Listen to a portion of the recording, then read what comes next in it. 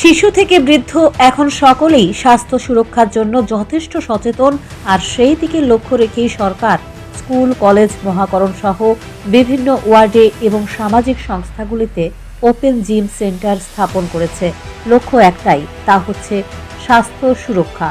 কারণ private gym সেন্টারগুলিতে সবাই পয়সা দিয়ে স্বাস্থ্য সুরক্ষা করতে পারেন না, সেজন্য সরকারি উদ্যোগে জিম সেন্টারগুলিকে স্থাপন করা হচ্ছে। তবে এইসব জিম শুধুমাত্র স্থাপন করলেই হবে না, রক্ষণাবেক্ষণের দায়িত্ব সরকারকেই নিতে হবে। রক্ষণাবেক্ষণের অভাবে শহর কেন্দ্রিক অনেকগুলো জিম সেন্টার বিকল হয়ে পড়ে আছে।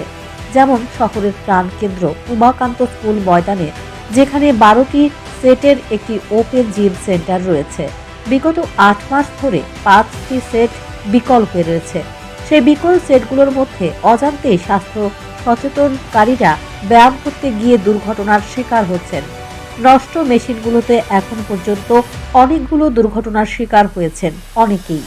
স্বাস্থ্য সুরক্ষা করতে এসে রক্তমাখা শরীরে বাড়িতে ফিরতে হচ্ছে, এটা কোনোভাবেই কাম্য নয়। প্রতিদিন স্বাস্থ্য সুরক্ষা করতে আসা একজন উপজাতি স্বাস্থ্য সচেতক বলেন, অনেক দিন ধরে ব্যায়াম ভালোভাবে হচ্ছে না, মেশিন ভেঙে আছে, মেরামত করতে হবে। মেশিনগুলো মেরামত করার জন্য সরকারের দৃষ্টি আকর্ষণ করছেন তিনি। কারণ এখানে প্রচুর পরিমাণে ছেলেমেয়েরা এসে শরীর চর্চা করেন, তাই অতি দ্রুত মেরামত করে দিলে ভালো হয়।